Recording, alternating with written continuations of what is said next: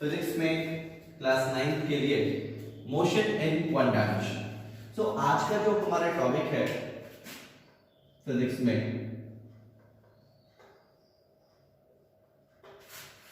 Class 9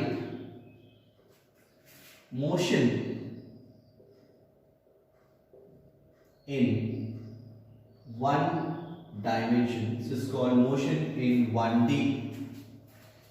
तो सबसे पहले कुछ बातें हमें इसमें जानना बहुत जरूरी है कि हम motion in one dimension physics के किस ब्रांच में पढ़ते हैं और ये कैसे फिजिक्स से रिलेट करता है, क्या क्या चीजें इसमें हैं।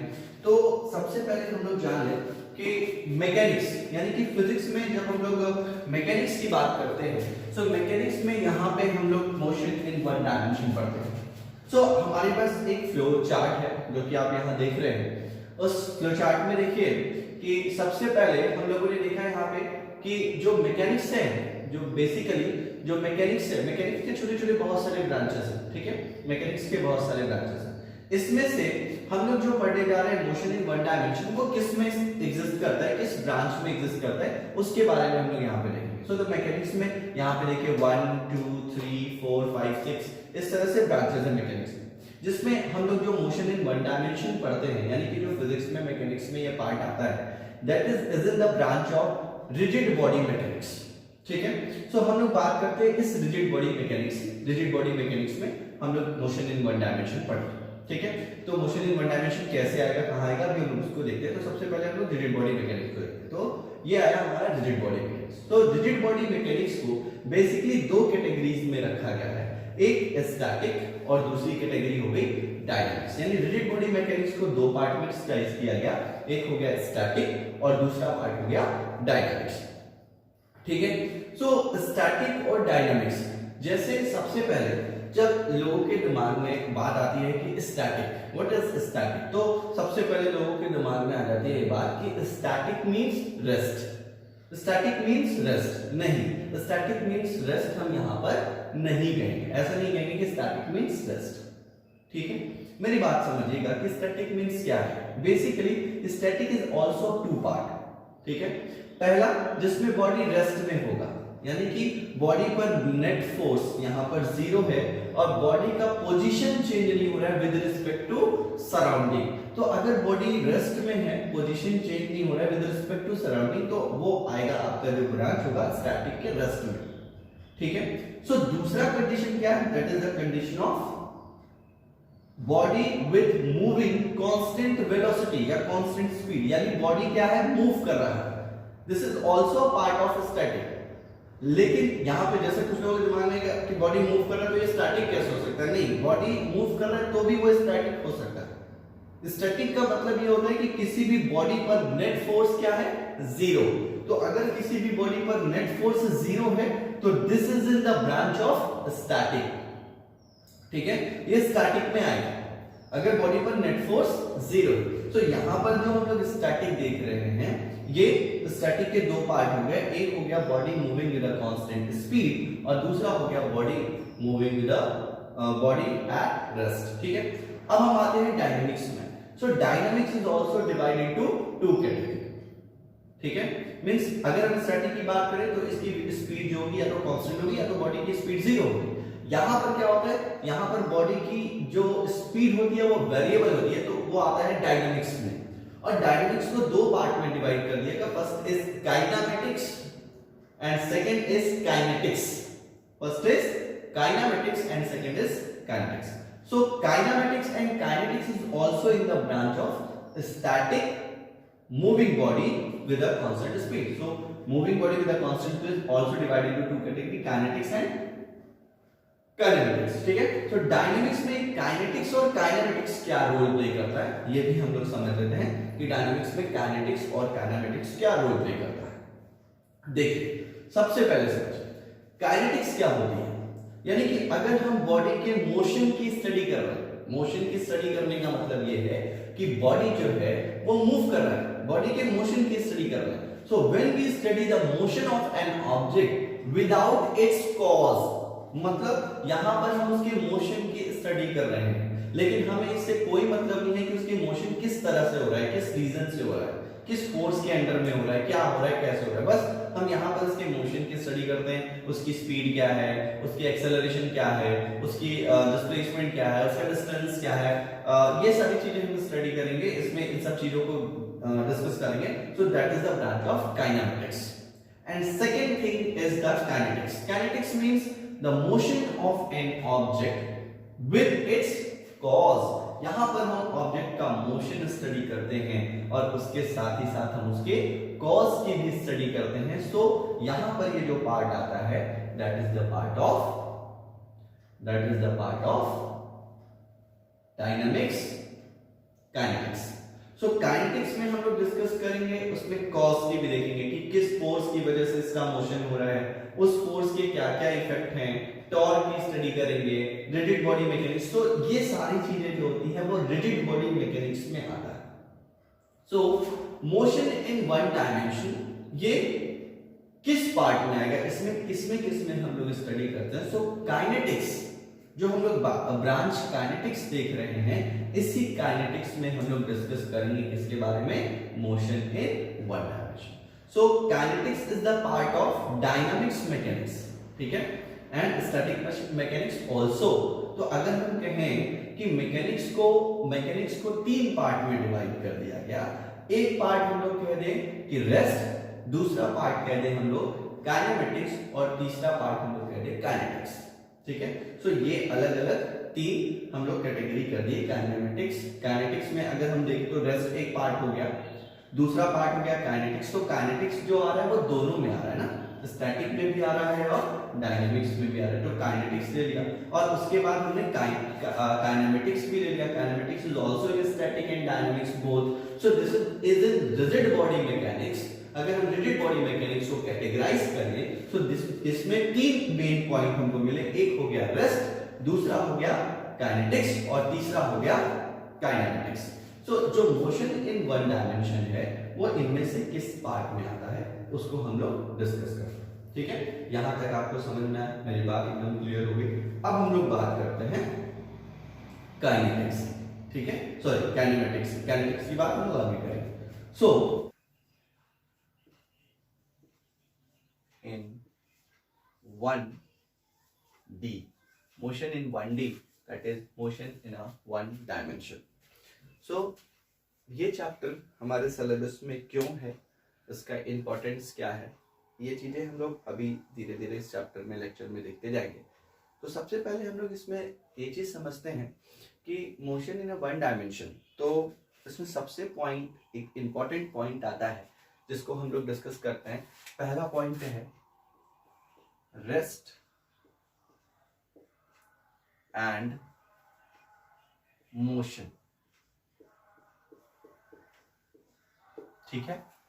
सो सबसे पहले हम लोग डिस्कस करेंगे रेस्ट एंड मोशन पे कि किस बॉडी को हम लोग कहेंगे कि बॉडी रेस्ट में है या स्टेशनरी है, और किस बॉडी को हम कहेंगे कि बॉडी मोशन में है। So basically motion in a one dimension is the part of the kinematics. देखिए हम लोग जो इससे रिलेटेड पॉइंट देखेंगे। सो ये जो मोशन इन वन डायमेंशन है this is the part of the kinematics, ठीक है। तो आप ये चीज समझिए कि जब आप क्लास 9 से ये चीज पढ़ रहे हो, 9th में भी आपको ये चीज मिलेगा, 10th में भी आपको कुछ हद तक ये सारी चीजें मिलेंगी। यानी आपको 9th में पढ़ाया जा रहा है तो कहीं भी आपको मोशन इन वन डायमेंशन भूलना नहीं। ये नहीं है कि ये चैप्टर आपने अभी पढ़ लिया उसके बाद आप क्लास 10th में सोच रहे हो कि ये चैप्टर आपको नहीं मिलेगा। सो ये चैप्टर हो सकता है क्लास 10th में ना मिले, बट इससे रिलेटेड न्यूमेरिकल्स आपको, इससे रिलेटेड क्वेश्चंस आपको मिल सकते हैं, ठीक है। सो सबसे पहले हम लोग डिस्कस करते हैं रेस्ट। रेस्ट क्या होता है, व्हाट इज रेस्ट, ठीक है। सो रेस्ट जानने से पहले हम आपको एक बहुत छोटा सा पॉइंट बताते हैं, that is frame of reference. Frame of reference,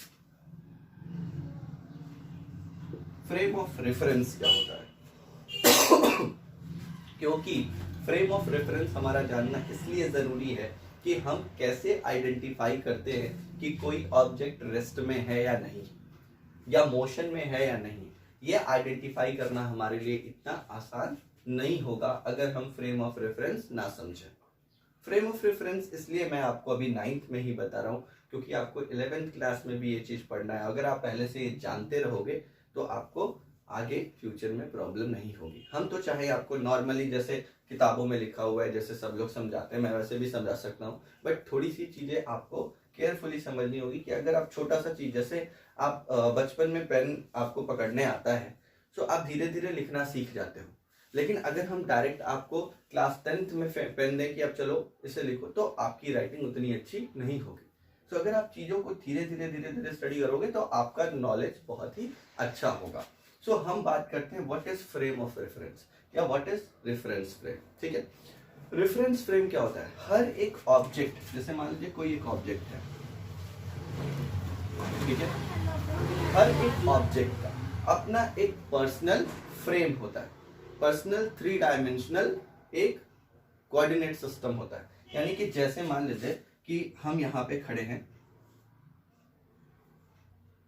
ये सपोज दैट कि कोई एक ऑब्जेक्ट है, सपोज दैट सन है, ठीक है, मैं यहां पे खड़ा हूं और एक आदमी यहां पे खड़ा है, ठीक है। अगर हम डायरेक्शन बना ले तो ये है ईस्ट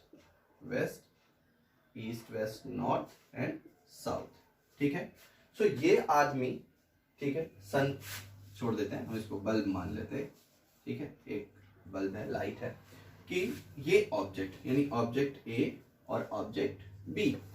ऑब्जेक्ट ए क्या कह रहा होगा? ऑब्जेक्ट ए कह रहा होगा कि जो बल्ब है वो ईस्ट में है,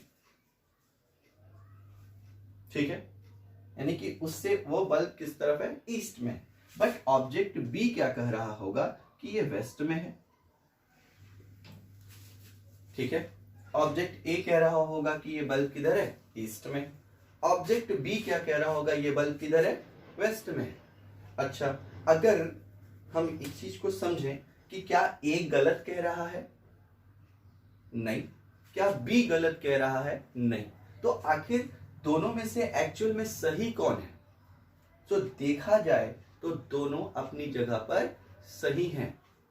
क्यों सही हैं? क्योंकि ए ने अपना एक कोऑर्डिनेट सिस्टम बनाया है, 3 dimensional system, plane, 3 dimensional plane हो सकता है इसका, और उस प्लेन के अकॉर्डिंग यानी उसका जो कोऑर्डिनेट सिस्टम है उसके कोऑर्डिनेट सिस्टम के अकॉर्डिंग ये जो बल्ब है वो ईस्ट में है, और बी के कोऑर्डिनेट सिस्टम के अकॉर्डिंग ये बल्ब किधर है? वेस्ट में है। यानी कि हर एक ऑब्जेक्ट का अपना एक पर्सनल कोऑर्डिनेट सिस्टम होता है जिससे वो किसी भी बॉडी को या किसी भी ऑब्जेक्ट को ऑब्जर्व करता है, ठीक है। उसी कोऑर्डिनेट सिस्टम को हम बोलते हैं फ्रेम ऑफ रेफरेंस। उसी कोऑर्डिनेट सिस्टम को हम लोग बोलते हैं फ्रेम ऑफ रेफरेंस। मेरी बात क्लियर हो रही है? तो फ्रेम ऑफ रेफरेंस हर एक पर्सनल ऑब्जेक्ट का अपना होता है, ठीक है, मेरी बात समझ गए? तो किसी भी ऑब्जेक्ट का अपना पर्सनल फ्रेम ऑफ रेफरेंस होगा। ये फ्रेम ऑफ रेफरेंस भी 2 तरीके हुए होते हैं, एक इनर्शियल होता है, एक नॉन इनर्शियल होता है। अभी आपको इनर्शियल और नॉन इनर्शियल पे अपना माथा खराब नहीं करना है, वो चीजें आपको क्लास 11 में बहुत डिटेल में पढ़ाऊंगा, तो उसके लिए आपको परेशान होने की जरूरत नहीं है। अभी हमें केवल ये जानना था कि what is frame of reference. So frame of reference एक अपने ऑब्जेक्ट का होता है, अपने कंडीशन में फ्रेम ऑफ रेफरेंस होता है, ठीक। अब फ्रेम ऑफ रेफरेंस समझने के बाद आपको रेस्ट समझना बहुत ही आसान हो जाएगा, ठीक है। चलो समझते हैं कि what is rest.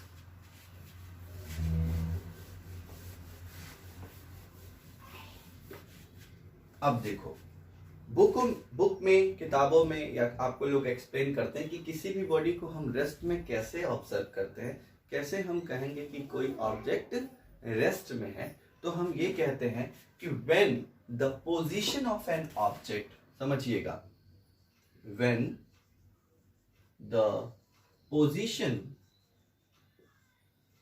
Of an object remain same with respect to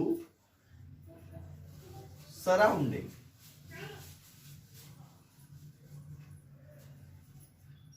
ठीक है, अगर किसी विद रिस्पेक्ट टू सराउंडिंग, ठीक है, इन अ टाइम इंटरवल,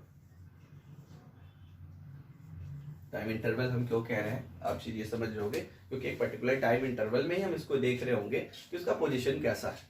तो अगर एक पर्टिकुलर टाइम इंटरवल में किसी भी ऑब्जेक्ट का जो पोजीशन है वो उसके सराउंडिंग के रिस्पेक्ट में क्या है, सेम है, यानी उसका पोजीशन चेंज नहीं हो रहा, तो हम कहते हैं ऑब्जेक्ट किस में है, रेस्ट में है।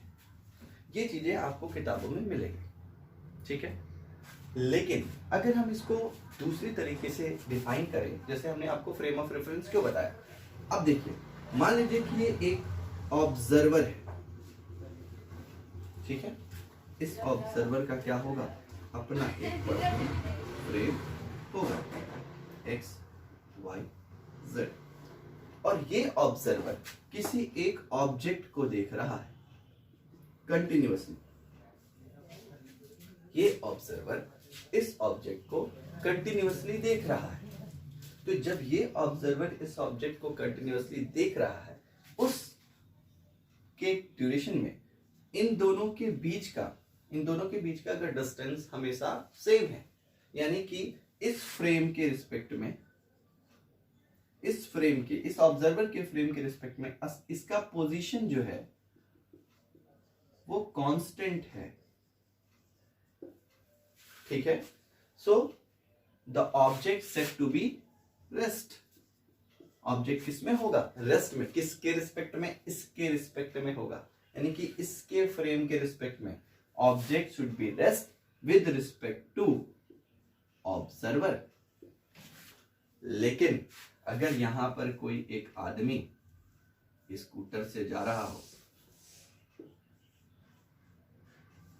ठीक है, इस पे बैठ करके एक आदमी स्कूटर से जा रहा हो, तो इस आदमी के रिस्पेक्ट में ये रेस्ट में होगा क्या, नहीं, क्योंकि इसका फ्रेम क्या है, मोशन में, एक्चुअल में मोशन में ये है, लेकिन इसके रिस्पेक्ट में ये क्या होगा, पीछे जा रहा होगा, और इसके रिस्पेक्ट में ये आगे जा रहा होगा, यानी ये इसको कहेगा मोशन में है और ये इसको कहेगा मोशन में। अब समझ में आई मेरी बात। तो ये चीज समझिएगा कि किसी भी ऑब्जेक्ट का रेस्ट और मोशन में डिफाइन करने के लिए किसी एक पर्टिकुलर फ्रेम के रिस्पेक्ट में अगर कोई ऑब्जेक्ट का पोजीशन कांस्टेंट है तो उस ऑब्जेक्ट को हम क्या कहेंगे, रेस्ट में। फॉर एग्जांपल, जैसे अगर अर्थ पे मान लीजिए कि कोई एक आदमी ट्रेन में बैठा है, एक आदमी यहाँ पे ट्रेन में बैठा है, एक आदमी यहाँ भी ट्रेन में बैठा है, और ये ट्रेन क्या हो रही है, मूव कर रही है, तो ये दोनों एक दूसरे के रिस्पेक्ट में क्या है, रेस्ट में।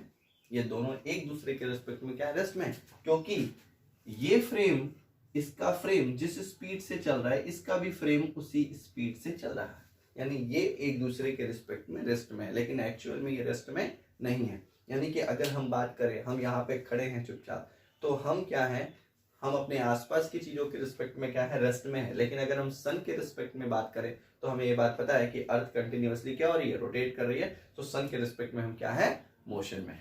यानी सन के रिस्पेक्ट में, क्योंकि हम अर्थ पे हैं, अर्थ के साथ हम भी मूव कर रहे हैं, इसका मतलब सन के रिस्पेक्ट में हम मोशन में है, बट अर्थ के रिस्पेक्ट में हम रेस्ट में।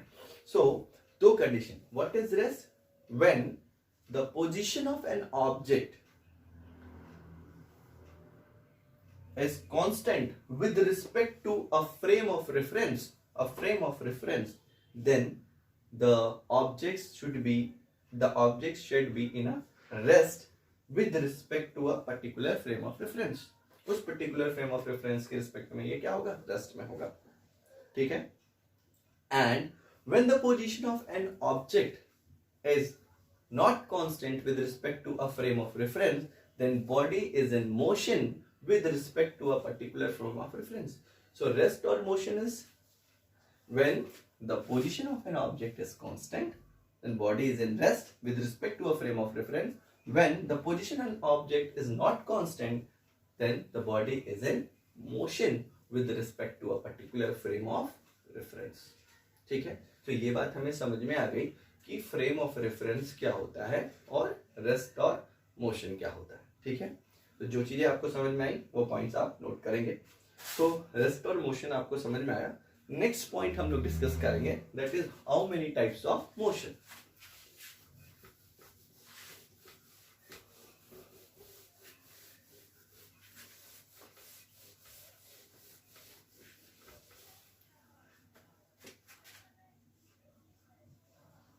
Types of motion,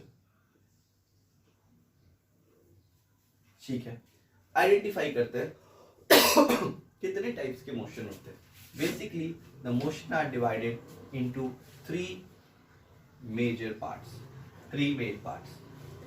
first, motion in one dimension, motion in two dimension, motion in three dimension.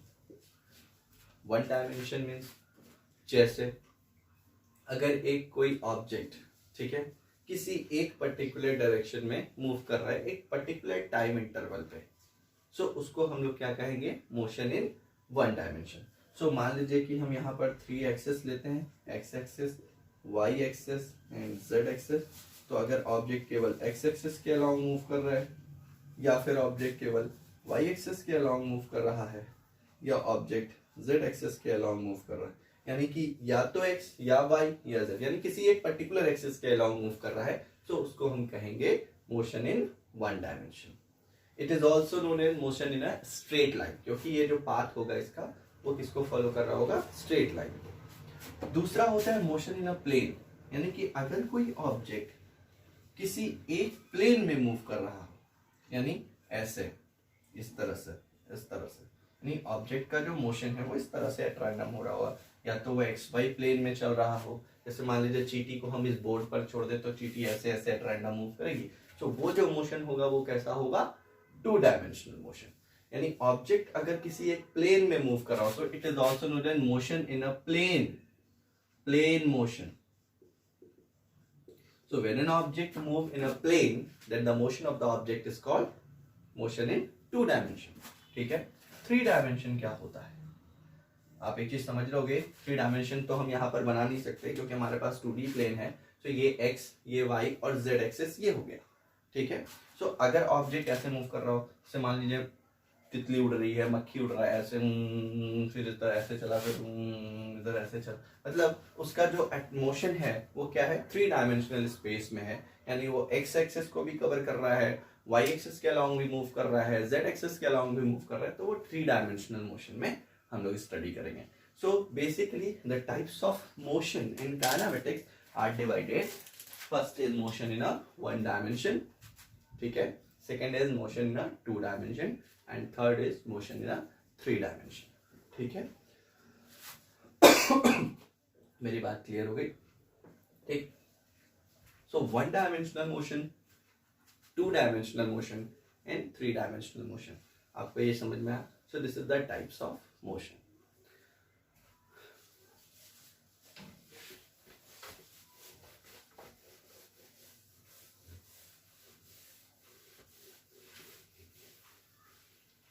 So types of motion देखने के बाद हमारा जो सबसे पहला टॉपिक है मोशन इन वन डायमेंशन में, वो है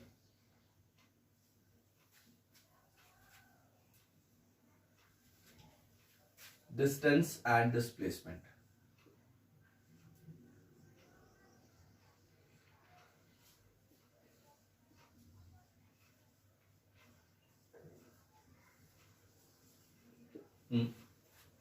डिस्टेंस एंड डिस्प्लेसमेंट, इसको भी समझने के लिए आपको थोड़ा सा पेशेंस रखना है, कोई बहुत ज्यादा टिपिकल पॉइंट नहीं है जो आप समझ नहीं सकते हो। डिस्टेंस क्या होता है, ठीक है। सपोज दैट कि कोई एक आदमी पॉइंट ए से चलना शुरू किया, पॉइंट ए से बी पर गया x मीटर, फिर पॉइंट बी से सी पर गया y मीटर, फिर सी से डी पर गया z मीटर, ठीक है। सो डिस्टेंस इज व्हाट, कितना डिस्टेंस उसने कवर किया, x plus y plus z, ठीक है। सो डिस्टेंस कितना हुआ इसका, डिस्टेंस हुआ इसका x plus y plus z meter, ठीक है। So what is the distance? Distance हम कैसे आइडेंटिफाई करते हैं, किस तरह से हम डिस्टेंस कहेंगे? Distance mean the total path length traveled by an object. ठीक है, सो इस ऑब्जेक्ट का टोटल पाथ लेंथ क्या है? x plus y plus z, that is called distance. यानी कि डिस्टेंस अगर हमें बताना हो, जैसे मान लो हम कह रहे हैं कि यहां से हमको सपोज दैट कहीं जाना है, कोई एक पर्टिकुलर डायरेक्शन में जाना है, डायरेक्शन की बात नहीं करें, कोई एक जगह पे जाना है, ठीक है, उसका डिस्टेंस यहां से हम बता दिए, ठीक है, उतना डिस्टेंस पे जाना है। डिस्प्लेसमेंट क्या होता है? डिस्प्लेसमेंट किसको हम डिस्प्लेसमेंट कहेंगे? Displacement is what? ऑब्जेक्ट यहां पे था ए पर और कहां पहुंच गया? डी पर। हमें उससे कोई मतलब नहीं कि ऑब्जेक्ट किधर से घूम करके आया है, हमें मतलब यह है कि ऑब्जेक्ट यहां से यहां पे पहुंच गया।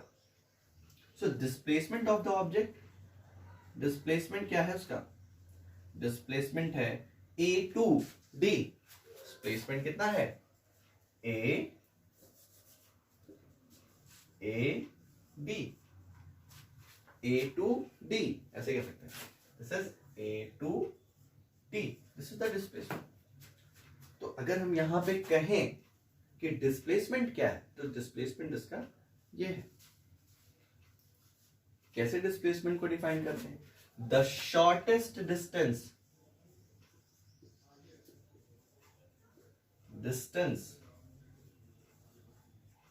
इन अ complete motion of an object called displacement।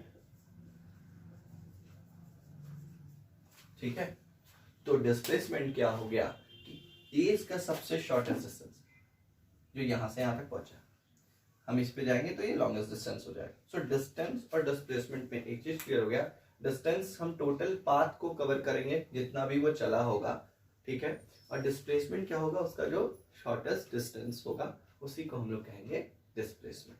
So it is clear कि what is distance and what is displacement. So इन दोनों में सिमिलरिटीज क्या है, इन दोनों में क्या क्या डिसिमिलरिटीज हैं, क्या क्या चीजें हैं, यानी कि इन दोनों में हम लोग डिफरेंसेस देखेंगे। सो पहले सबसे पहले बात, यूनिट क्या होगी इसकी? Unit, so basically distance and displacement, the unit both of the measurement of length, so the unit of the distance and displacement is meter। ठीक है, दोनों की यूनिट क्या होती है? मीटर, यानी डिस्टेंस हो या डिस्प्लेसमेंट हो, ये एक लेंथ मेजर करना है, सो ये सबकी यूनिट क्या होगी? सो distance is a scalar quantity, आप स्केलर और वेक्टर जानते होंगे, और डिस्प्लेसमेंट जो होता है वो वेक्टर क्वांटिटी। वेक्टर हम इसलिए कह रहे हैं क्योंकि इसमें मैग्नीट्यूड भी है, लेंथ भी है और डायरेक्शन है ए टू बी, लेकिन डिस्टेंस का कोई भी डायरेक्शन नहीं है, ऐसा हमने कोई पर्टिकुलर डायरेक्शंस में नहीं आइडेंटिफाई किया है। तो डिस्टेंस केवल मैग्नीट्यूड को डिफाइन करें, जितना भी पाथ लेंथ होगा उसको हम ऐड कर देंगे, वो हमारा डिस्टेंस होगा। और जो शॉर्टेस्ट डिस्टेंस होगा, शॉर्टेस्ट डिस्टेंस में हमें डायरेक्शन देना होगा कि ए से डी शॉर्टेस्ट डिस्टेंस है, सो वो उसका क्या होगा? Displacement. So it is a vector quantity. ठीक है, और चीज देखते हैं, एक चीज देखिए, distance x plus y plus z ये इतना है, इसका मैग्नीट्यूड, और डिस्प्लेसमेंट का मैग्नीट्यूड ये है। आपको ये चीज समझ में आ रहा होगा कि डिस्प्लेसमेंट हमेशा जो होगा वो डिस्प्लेसमेंट से छोटा होगा या फिर उसके बराबर हो सकता है। डिस्प्लेसमेंट कभी भी डिस्टेंस से बड़ा नहीं हो सकता। फॉर एग्जाम्पल बेटा इसको देखो,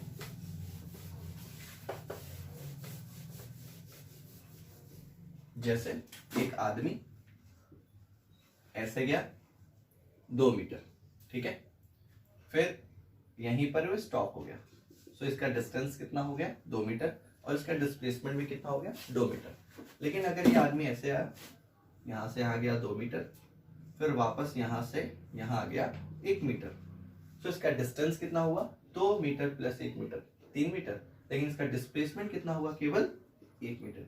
यानी कि हम देख रहे हैं क्या कि डिस्टेंस और डिस्प्लेसमेंट डिस्टेंस और डिस्प्लेसमेंट में डिस्टेंस हमेशा डिस्प्लेसमेंट से ज्यादा होगा या तो उसके बराबर होगा। बराबर कब होगा? वापस यहाँ था। अगर ये वापस यहाँ आ गया, यानी कि जहां से चला था ऑब्जेक्ट 2 मीटर, फिर वापस ये 2 मीटर कवर कर लिया, सो व्हाट इज द डिस्प्लेसमेंट? यहाँ पर इसका डिस्प्लेसमेंट क्या हो गया? 0। लेकिन डिस्टेंस क्या हो गया? 4 मीटर। यानी अगर कोई ऑब्जेक्ट मोशन में है तो उसका डिस्टेंस कभी भी 0 नहीं हो सकता, उसका डिस्प्लेसमेंट 0 हो सकता है। यानी डिस्प्लेसमेंट 0 हो सकता है जब ऑब्जेक्ट फिर वापस अपने ओरिजिनल पोजीशन में पहुंचे। यानी कि अगर कोई ऑब्जेक्ट सर्कुलर मोशन करता है तो उसका डिस्प्लेसमेंट हमेशा क्या होगा? कंप्लीट साइकिल में 0। ठीक है, एक कंप्लीट साइकिल में उसका डिस्प्लेसमेंट 0 होगा क्योंकि वो वापस अपने ओरिजिनल पोजीशन पे पहुंच जाएगा। बट डिस्प्लेसमेंट क्या होगा?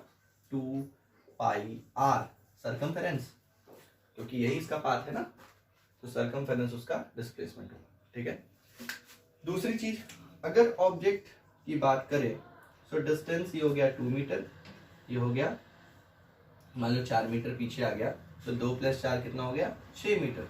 यानी डिस्टेंस हमेशा क्या होगा? पॉजिटिव होगा। लेकिन डिस्प्लेसमेंट क्या हो गया? 2 मीटर आगे और 4 मीटर पीछे, यानी डिस्प्लेसमेंट इधर हो गया ना 2 मीटर का, और ये डायरेक्शन इसके अपोजिट है, तो ये हो गया -2। यानी डिस्प्लेसमेंट निगेटिव भी हो सकता है बट डिस्टेंस कभी नेगेटिव नहीं हो सकता। So these are the differences between distance and displacement. ठीक है, तो एक छोटा सा न्यूमेरिकल देखते हैं डिस्टेंस और डिस्प्लेसमेंट पे। आप लोग शायद मैथ्स में पाइथागोरस थ्योरम पढ़े हो। अगर आप पाइथागोरस थ्योरम पढ़े होगे तो आपको ये बात समझ में आई कि सपोज दैट एक आदमी है जो 4 मीटर पहले गया इस डायरेक्शन में, उसके बाद उसने टर्न दिया और 3 मीटर गया इस डायरेक्शन में। फाइंड डिस्टेंस, डिस्टेंस फाइंड करना है। डिस्टेंस कितना होगा? 4 मीटर + 3 मीटर = 7 मीटर। अगर इसका डिस्प्लेसमेंट बताना है तो आदमी पहले यहाँ था और यहाँ पहुंच गया, तो ये इसका डिस्प्लेसमेंट हो गया। तो ये हो गया बेस, ये हो गया परपेंडिकुलर, और ये वैल्यू निकालेंगे तो इसका डिस्प्लेसमेंट क्या हो जाएगा? पाइथागोरस थ्योरम से √4² + 3² दैट इज 25 = 5, यानी कि इसका ये डिस्प्लेसमेंट कितना हो गया? 5 मीटर। तो इस तरह से हम लोग डिस्टेंस और डिस्प्लेसमेंट पे न्यूमेरिकल्स लगाते हैं, डिस्टेंस और डिस्प्लेसमेंट से न्यूमेरिकल्स देख सकते हैं। So this is the first lecture related to motion in 1 dimension. Next lecture में हम लोग देखेंगे स्पीड एंड वेलोसिटी। सो आज के लिए बस इतना ही रहने देते हैं। आप पहले इसको पढ़िए, फिर अपनी किताब से पढ़िए, और जो चीज़ें अगर आपको डाउट क्रिएट करती वो चीज़ें आप हमसे कमेंट में पूछ सकते हैं। Okay, thank you.